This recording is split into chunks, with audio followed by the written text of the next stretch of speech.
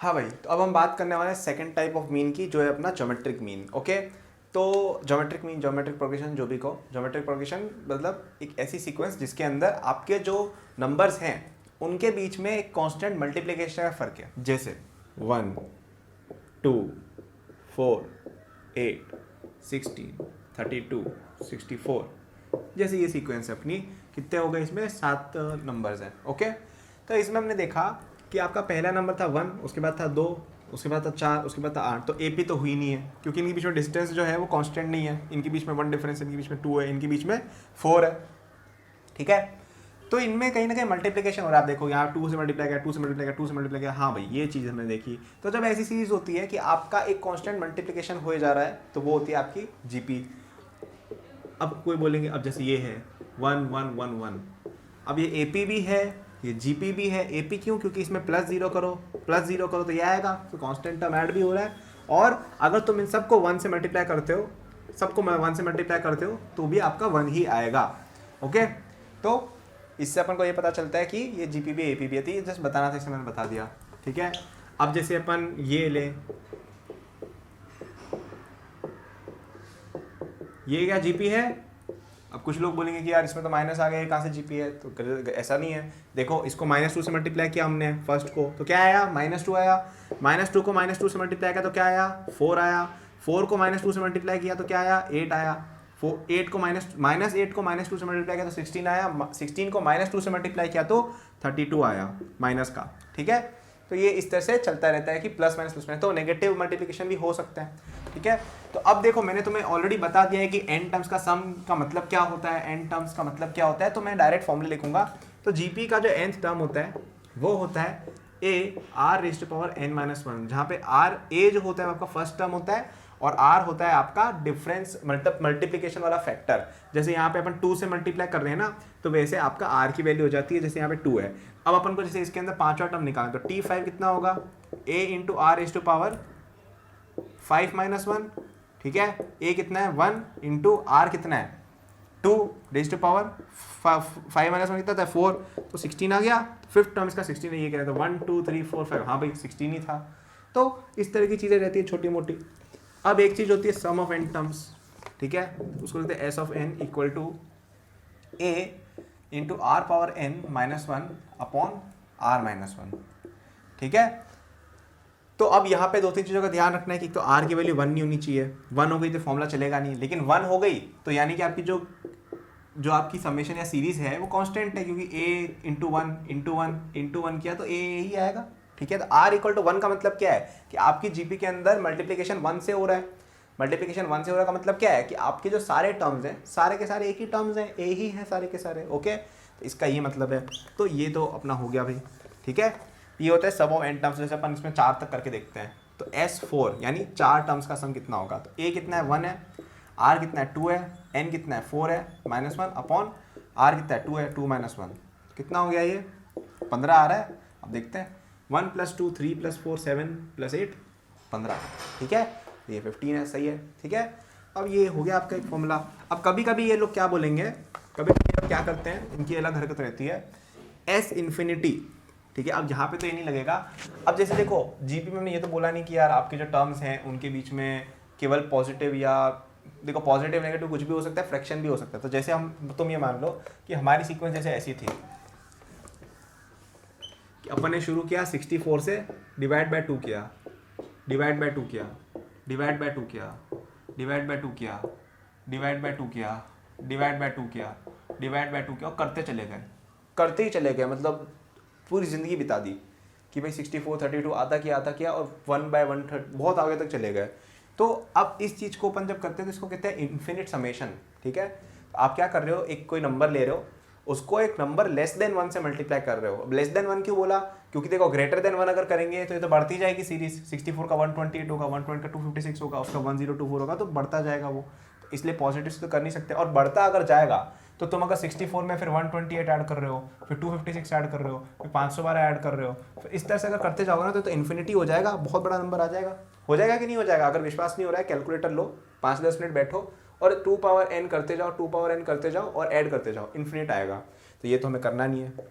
ठीक है, अब अगर अपन वैल्यू 1 कर दें आर की वैल्यू अगर 1 कर दें, मतलब मल्टीप्लिकेशन अगर 1 से करें, तो ये सारे टर्म्स कांस्टेंट रहेंगे, 64 64 64 64 64। अब 64 को मैं खुद से जोड़ता जाऊं अगर इनफाइनाइट टाइम्स, तो आंसर क्या आएगा? इनफाइनाइट ही आएगा। नहीं विश्वास हो रहा तो 64 लो, उसको 10,000 बार ऐड करके देखो, 64 मिलियन या 64 ऐसा कुछ नंबर है, 6.4 मिलियन, ठीक है। तो ये वाली बात हुई, ठीक है, 640 के एक्चुअली। तो ये बात हमें पता चल गई कि यार अगर जो r है इसकी value greater than equal to 1 है तो s इन्फिनिटी की वैल्यू इन्फिनिट हो जाती है, ठीक है, या नॉट डिफाइंड भी कहते हैं कुछ लोग उसको। तो ये बात दिमाग में आ गई। अगर r आपका लेस देन 1 है और आपको s इन्फिनिट पूछा है तो उसका एक फॉर्मूला आ जाता है अपने पास, a/1 - r। अब ये कैसे आया मैं तुम्हें ब्रीफली समझाऊंगा, पर समझ में नहीं आया तो घबराना मत, ठीक है। कैसे आया उसका लॉजिक कुछ इस तरह से रहता है कि अगर तुम्हारा जो r है वो 1 से छोटा है, ठीक है, लेट्स से 0.5 है, ठीक है, और आपने n की वैल्यू इन्फिनिट डाल दी, तो 0.5 को आप 0.5 से मल्टीप्लाई करते हो तो 0.25 आता है, उसको भी और करते हो तो 0.125 आता है, फिर 0.0625 आता है। तो कुल मिला के आधा आधा आधा हो जा रहा है और छोटा होता जाएगा। तो अगर आपने इन्फिनिट बार उसको आधा आधा कर दिया तो लगभग 0 हो जाएगा। अब ये बात आपको लिमिट्स वाले चैप्टर में ज़्यादा समझ में आएगी, तो वो लगभग 0 हो जाएगा। तो ये जो तीन चीज़ है वो 0 हो जाती है। तो यहाँ पे क्या बचा आपके पास, a × -1/r-1, तो ये आ गया, ठीक है, ये इसका प्रूफ हो गया। तो इस जीपी वाले चैप्टर में सबसे इंपॉर्टेंट केवल ये 3 चीज़ें, 3-4 जो भी चीज़ें, बस बाकी सब फालतू है, ठीक है। और ये चीज़ भी याद रखना कि ये जब लेस देन 1 तभी होता है, वरना ये रखता है, ठीक है। अब जीपी के अंदर रिलेटेड क्वेश्चन आते हैं बहुत सारे। तो अब मैं तुम्हें कुछ एक क्वेश्चन करके बताऊंगा जो थोड़ा अच्छा लगता है मुझे, ये एनसीईआरटी वगैरह में बहुत जगह दिया रहता है, ठीक है। और आईआईटी में तुम्हारे इसी तरह के क्वेश्चन आएंगे कि यार आपको कोई अजीबोगरीब सीक्वेंस सीरीज दे रखी है, उसका सम पूछ रखा है। तो ऐसे क्वेश्चन में पता है क्या आपको ध्यान रखना होता है, ऐसे क्वेश्चन में आपको ध्यान ये रखना होता है कि ऐसी हम क्या ट्रिक लगाएं जिससे ये चीज़ एपी या जीपी में कन्वर्ट हो जाए। अब यहाँ पे जो ट्रिक है वो ऐसे सोचना बहुत मुश्किल है, ठीक है, लेकिन मैं बता रहा हूँ तो सुन लो। तो यार यहाँ पे 7 77 7 7 7 7 7 7 7 7 ऐसे इन्फिनिट तक, या ऐसे तुम मान लो 10 टर्म्स को सम किया या 150 टर्म्स का सम किया है, ठीक है। इस तरह के 150 टर्म्स लिखे हुए हैं, 7 77 7 7 7, समझ रहे हो, साथ साथ लगा के बोले इसका सम क्या है बताओ। तो दिमाग खराब नहीं हो रहा है, ये क्या है भाई, इसको कैसे सम करूं मैं, न एपी है न जीपी है, क्या है, कुछ भी नहीं है, ये बीपी अलग लो हाई हो रही है। तो ऐसे में आपको यार, अब देखो यहाँ पे फिर मैथ्स आ जाती है, ठीक है, यहाँ पे आपको दिमाग लगाना रहता है। तो पहली चीज़ जो इस क्वेश्चन को देख के दिमाग में आ रही है ना, और एक्चुअली इस कोर्स का ऑब्जेक्टिव ये भी है कि आपको ये मैथमेटिकल थिंकिंग आ जाए, ठीक है। ये क्वेश्चन रटवाना कोई बड़ी बात नहीं है, इसका एक तरीका है, वो रटे हुए हैं, सब लोग कर रहे हैं उससे, पर अपन को यहाँ रटना नहीं है, एकेडमिक्स रटने की जगह नहीं है। यहाँ पे आपको क्या करना है, आपको अपना दिमाग लगा के सोचना है कि मैं ऐसा क्या करूँ कि ये क्वेश्चन अपन सोच के कर पाए। तो यार अपने दिमाग में सबसे पहली बात ये आनी चाहिए, 7 7 बहुत ज़्यादा बार आ रहा है तो अपन 7 को बाहर ले लेते हैं, क्या बचेगा, 1 + 11 + 1 1 1 + 1 1 1 1 प्लस ऐसे, ठीक है। नहीं समझ में आया तो मल्टीप्लाई करके देख लो भाई, यही आता है, ठीक है। अब यार ये सोचना मेरे हिसाब से यार डूएबल चीज़ थी, ये आसान चीज़ थी सोचना यार कि अपन 7 को अगर बाहर लेंगे तो यार यहाँ पे 1 बचेगा 11 बचेगा, ये मतलब ये ऑब्वियस चीज़ थी, इतना दिमाग में आना चाहिए। तो यार ये हुई एक बात। अब यहाँ पे एक नॉन ऑब्वियस स्टेप आती है जो सब लोगों को चमकती नहीं है, कि 9 को अगर मैं नीचे ले लूँ और यहाँ पे मैं 9 + 99 + 999 + 9999 ये, ठीक है। अगर मैं इसको ऐसे लिख देता हूँ, ठीक है, मैंने कुछ भी नहीं किया, 9 को अंदर मल्टीप्लाई किया और बाहर मल्टीप्लाई किया। अब ये चीज़ सोचना नॉन ऑब्वियस था, ठीक है, नॉन ऑब्वियस था ये, मतलब एकदम से दिमाग में नहीं आता है बच्चों के। अब ये चीज़ दिमाग में जैसे आ जाएगी, अच्छा ऐसा कर सकते हैं, अब ये चीज़ है बच्चों के दिमाग में कहाँ से है, तो ये वही है, ये प्रैक्टिस वाली बात होती है, ठीक है। यहाँ पे आपकी ये आपकी प्रैक्टिस वाली बात है, ठीक है। तो इसका कुछ भी नहीं कर सकते कुल मिला के, ठीक है, ये सोचना ही था, इसके लिए कोई ट्रिक नहीं है, ये बस जिसने कर रखा है वो कर सकता है, या थोड़ा ज़्यादा माथा पच्ची करोगे तो आ जाएगा। अब इसके बाद क्या करना है, ये फिर भी समझ में आ रहा है। इसके बाद आपको क्या करना था कि यार आपने देखा कि अच्छा ये यार ये तो 10 - 1 लिखा है, ठीक है, और ये आपका 100 - 1 लिखा है, और ये आपका 1000 - 1 लिखा है, और इस तरह की चीज़ें n टर्म्स, ठीक है। अब मैं ऊपर का मिटा रहा हूँ थोड़ा, या 150, चलो मैं n टर्म्स तक कर देता हूँ, n की वजह तो मैं 150 डाल के कर लेना। अब ये क्वेश्चन आसान हो गया भाई, अब ये डूएबल क्वेश्चन हो गया, ठीक है। अब कोई बच्चा जिसमें एपी पढ़ रखा है वो कर सकता है ये चीज़, जीपी वगैरह। तो क्या हो गया, 7/9 × 10 + 100 + 1000 + so on, ठीक है। ये हो गया आपके 150 टर्म्स। हो गया आंसर? नहीं, क्योंकि यहाँ पे -1 भी थे, और -1 कितनी बार है, 150 टाइम्स ही है। क्यों? क्योंकि 9 के अंदर अपन ने ये निकाला, 99 में अपन ने ये निकाला, 999 का अपन ने ये निकाला, तो इसमें हर 150 टर्म्स 150 टर्म्स जो हैं उनमें हर टर्म की कॉरस्पॉन्डिंग एक 10, 100, 1000 है, ये जीपी बन रही है पहली, तो वो हमने लिख दिए 150 टर्म्स का जीपी है। और इसके अलावा -1 इस तरह का 150 टाइम्स लिखा हुआ है, ठीक है। तो 150 टाइम्स अपने -1 लिखा हुआ है, तो यहाँ पे अपन -150 × 1 कर दें।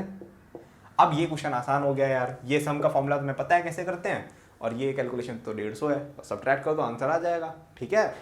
तो यार मैं वही कह रहा हूँ कि अब ये क्वेश्चन ऐसा था जो वैसे तो नहीं आएगा जेईई में, बट ये अच्छे क्वेश्चन में आता है अगर किसी ने पहले से नहीं देखा है तो यहाँ पे अब बच्चे यूजली रट लेते हैं ऐसी चीज़ें, ठीक है। तो मैंने तुम्हें स्टेप बाय स्टेप एनालिसिस करके बताया कि इस चीज़ में सारी चीज़ें सोचने वाली थी। 7 को बाहर निकालना डुएबल था, ये चलो मैं कह सकता हूँ नॉन ऑब्वियस चीज़ थी, ये चीज़ आप सोच सकते थे भाई कि 9 को 10-1 लिखना है, क्योंकि यार ये एकदम क्लियरली दिख रहा है भाई कि यार ये 1000 फिर जीपी बन जाएगी, थोड़ा बहुत ट्रिकी है बट तो भी करने लायक चीज़ है ये।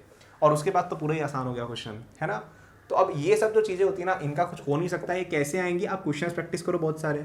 अब ये एक स्टैंडर्ड क्वेश्चन है, कभी कभी आईआईटी में मेंस में आ जाता है, क्योंकि ये स्टैंडर्ड बन चुका है अब। तो किसी आदमी ने सोचा होगा, किसी महापुरुष ने कि यार ऐसा भी अपन क्वेश्चन बना सकते हैं, तो वो मैथमेटिकल थिंकिंग है, वो धीरे धीरे डेवलप होगी, और कई बार नहीं भी होती है। अगर आपका दिमाग नहीं बनाया ना मैथ्स के लिए तो शायद नहीं भी होगी, बट कोई बात नहीं, ऐसे क्वेश्चन थोड़े बहुत ही आते हैं जेईई में, चिंता मत करो, ठीक है। तो ये बस जस्ट एक एग्जाम्पल दिया मैंने कि यार ऐसा ऐसा भी दुनिया में होता है, ठीक है।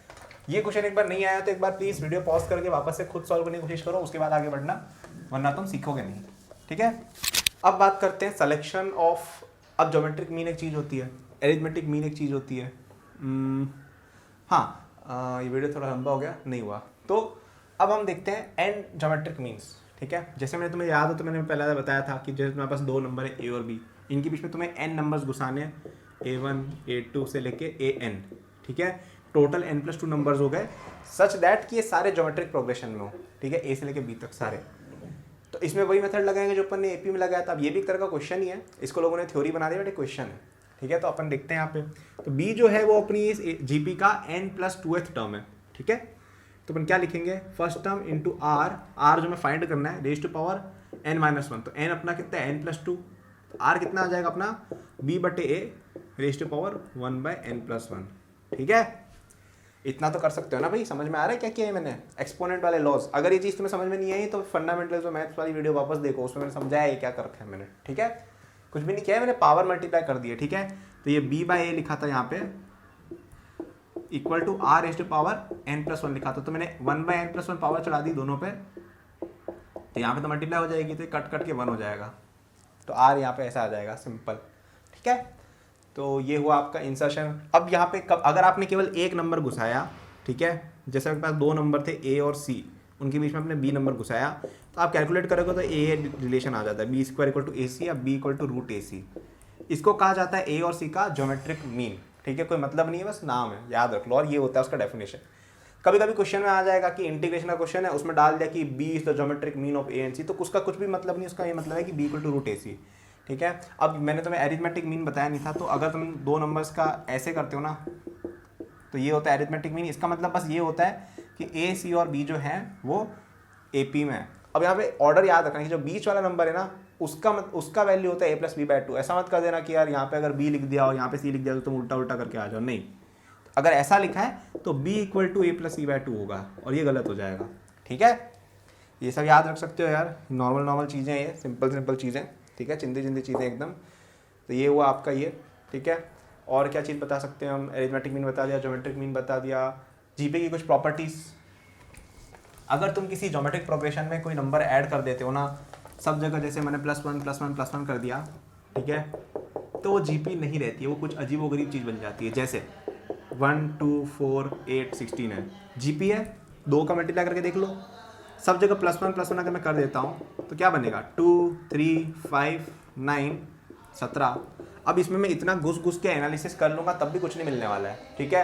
पूरा घुस के तुम जो मल्टीप्लाई करना है करके देखो, ये ना जीपी है ना एपी है, कुछ भी नहीं है ये। ऐसी चीज़ को कुछ लोग अजीबोगरीब नाम दे देते हैं, एरिथमेटिको ज्योमेट्रिक सीरीज, वो सब बकवास होती है, ठीक है। बेसिक अपना सिलेबस में एपी आता है, जीपी आता है, थोड़ा बहुत एचपी आ जाता है, स्पेशल सीरीज। ऐसा क्वेश्चन अगर आएगा ना तो स्पेशल सीरीज के अंदर आएगा, वो सोच के करना है, ठीक है। इसका बहुत अजीब सा इतना बड़ा फॉर्मूला बता रखा होता है बुक्स वगैरह में, अब यार ये फॉर्मूले रटने बैठोगे, इससे बढ़िया ये चीज़ अच्छे से क्वेश्चन प्रैक्टिस कर लो ज़्यादा, तो तुम सारे क्वेश्चन लगा के आओगे। ये फालतू ये फॉर्मूले नहीं रटने अपन को, ठीक है। ये भाई मेरा स्टाइल तो ये चलता है, मैं फॉर्मूले कभी रटा नहीं, मैं ये 2 चीज़ें याद रखता था और स्पेशल सीरीज करता था, क्वेश्चन प्रैक्टिस तगड़ी करता था। ये कर लोगे तो तुम्हारा आराम से दुनिया में जो क्वेश्चन मिलेगा करके आओगे, कोई दिक्कत ही नहीं। ओके, तो ये हो गया यार अपना ये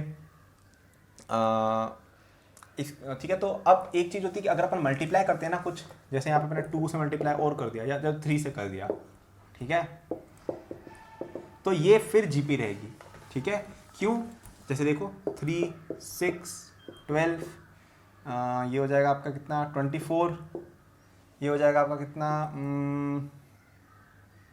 48, ठीक है। तो यहाँ पे ये इसलिए हुआ है क्योंकि आपने मल्टीप्लिकेशन की ना, तो आपका पहला टर्म डबल हो गया, ट्रिपल हो गया, लेकिन बाकी टर्म्स के अंदर जो मल्टीप्लिकेशन है वो भी हो गया। मतलब कुल मिला के आप डिवाइड करके देख सकते हो कि जो a इंटू आर वाला जो फॉर्म है ना, मतलब पिछले टर्म्स में r मल्टीप्लाई करने से आ रहा है, वो अभी भी होल्ड हो रहा है। क्यों? जैसे ये था, इसके अंदर आपने 2 मल्टीप्लाई किया तो ये चीज़ आ जाएगी, क्योंकि हमें केवल इसी को चेंज करना था। इसके अंदर अगर आपने 2 मल्टीप्लाई कर दिया तो ये चीज़ हो जाएगी।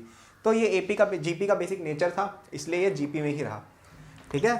मैंने शायद कन्फ्यूजन में अभी एपी और जीपी टर्म्स एक्सचेंज कर लिए थे, माफ़ करना, गुस्से में इधर उधर हो जाते हैं। अब ये चीज़ डिवीजन में भी लग जाएगी। Division is basically multiplication bye reciprocal, ठीक है। अगर तुम ए से मल्टीप्लाई कर रहे हो किसी चीज़ को, तो दैट इज, अगर ए से डिवाइड कर रहे हो उसका मतलब यही तो हुआ कि 1/a से मल्टीप्लाई कर रहे हो, सिंपल, ठीक है।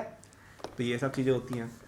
अब अगर माइनस करते हो तो भी जीपी नहीं रहती, एपी नहीं रहती, कुछ और अजीब सा बन जाता है। अगर पावर चढ़ा देते हो, ठीक है, जैसे 2 1 है, 2 है, 4 है, 8 है, 16 है, अगर तुमने इसकी पावर चढ़ा दी, सबको स्क्वायर कर दिया या क्यूब कर दिया या पावर 4 कर दिया, तो ये रहेगी आपकी जीपी फिर भी, बट कॉमन डिफरेंस जो है उसका पावर चढ़ के आ जाएगा, ठीक है। ये आपका 64, ये 256, ठीक है। तो यहाँ पे अब कॉमन डिफरेंस जो है आर डैश वो हो गया 4। देखो 4 से मल्टीप्लाई किया तो 4 आया, 4 से मल्टीप्लाई किया 16 आया, 4 से मल्टीप्लाई किया 64 आया, 4 से मल्टीप्लाई किया 256 आया, ठीक है। वो क्यों हो रहा है? क्योंकि आपके जो टर्म्स थे वो ए आर पावर n-1 थे। आपने सबको अगर पावर चढ़ा दी के, ठीक है, के पावर जैसे चढ़ा दी, तो ये ए पावर के इंटू आर पावर के रेज्ड पावर n-1 हो गया। तो यहाँ पे आपका फर्स्ट टर्म की वैल्यू तो ये हो गई, देखो 1 पावर 4। अब यहाँ पे तो 1 पावर कुछ भी 1 ही होता है, तो इसे चल गया। बाकी ये ए पावर के हो जाता है फर्स्ट टर्म, और ये क्या हो गया आपका आर पावर के रेज्ड पावर n-1। तो अगर आप इसको सेट करो ना इस वाले फॉर्मेट में, तो आपकी आर की नई वैल्यू ये हो जाएगी, ए की नई वैल्यू ये हो जाएगी। तो इसलिए ये चीज़ जीपी में रह रही है और आर इसलिए चेंज हो रहा है, ठीक है। समझने का तरीका था। और तो कुछ था नहीं। अगर आपके पास 2 जीपीज हैं, ठीक है, जैसे मेरे पास 1 2 4 8 16 32 है, और एक मेरे पास है 3 या 1 3 9, उसके बाद क्या था 27 81 243, मेरे पास ये है।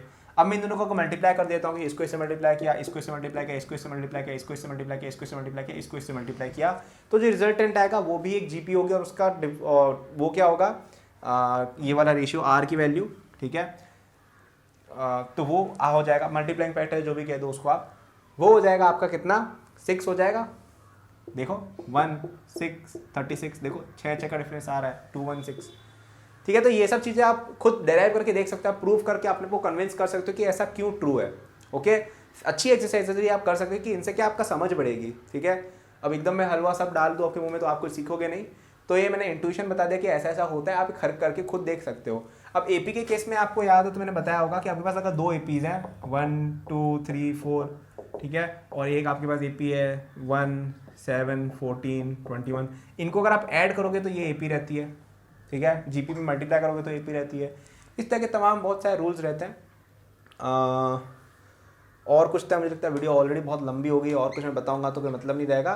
तो ये आपका मोस्टली जीपी था, ठीक है। इसमें जीपी के बहुत सारे रियल लाइफ एप्लीकेशंस रहते हैं। जैसे जब अपनी प्रेगनेंसी होती है ना जब विमेन में, तो उसमें जब बच्चा होता है ना, तो वो जब सेल डिवीजन कर रहा होता है, ठीक है, तो एक चीज़ बनती है, जैसे आपका जाइगोट होता है, वो डिवाइड होकर 2 चीज़ बनाता है, फिर इस तरह की चीज़ें होती है ना, तो वहाँ पे ये जीपी लगती है एक तरह से। पॉपुलेशन ग्रोथ है, ठीक है, अगर आपके पास कुछ रैबिट की पॉपुलेशन है जो बिल्कुल फ्री टू कॉपुलेट है, मतलब freely they are reproducing without any lack of resources, तो वो जोमेट्रिकली ग्रो करते हैं। इस तरह की बहुत सारी चीज़ें रहती हैं। तो ये रियल लाइफ में बहुत ज़्यादा दिखती है बायोलॉजिकल सिस्टम्स में जीपी जो होती है। तो ये सब रहता है यार। बाकी अब हम कंटिन्यू करेंगे नेक्स्ट वीडियो में, हार्मोनिक प्रोग्रेशन के बारे में थोड़ा देखेंगे, स्पेशल सीरीज के बारे में जानेंगे और ये अपना नया चैप्टर भी क्लोज हो जाएगा। ठीक है, thank you for watching this video till the and. I am sure that you enjoyed it. यदि आप अपनी पूरी जेई प्रिपरेशन मेरे साथ करना चाहते हैं तो आपको डिस्क्रिप्शन में मेरे जेई के फुल कोर्स का लिंक मिल जाएगा। इस कोर्स में आपको जो यूट्यूब पे मेरे लेक्चर्स और प्रॉब्लम सॉल्विंग के वीडियोस मिलते हैं उसके कंपेयर में बहुत ज़्यादा कंटेंट है, एंड आपको यहाँ पे practice sheet with solution, test series with solution दी मिलती है। It's a complete solution, you can rely on it. आप यदि किसी कोचिंग जाते हैं या अगर आप सेल्फ स्टडी करते हैं, in both cases it will be very useful, so do check it out. Okay, इसके अलावा मेरे जेई के फ्री नोट्स भी डिस्क्रिप्शन में लिंक्ड है, एंड डिस्क्रिप्शन में और भी मैंने बहुत सारे रिसोर्सेज फॉर स्टूडेंट्स डाले हुए हैं, जैसे the books that I recommend, my social media and my newsletter in case you want more content or if you want to approach me with any doubts or suggestion. Notes हैं NEET के students के लिए, college students के लिए, startup enthusiast के लिए भी, olympiad enthusiast के लिए भी कोर्सेज हैं, तो चेक जरूर कर लीजिएगा डिस्क्रिप्शन, आपको काफ़ी यूजफुल रिसोर्सेज वहाँ मिलेंगे। Thank for watching, like subscribe कर लीजिएगा for more such videos. Good luck.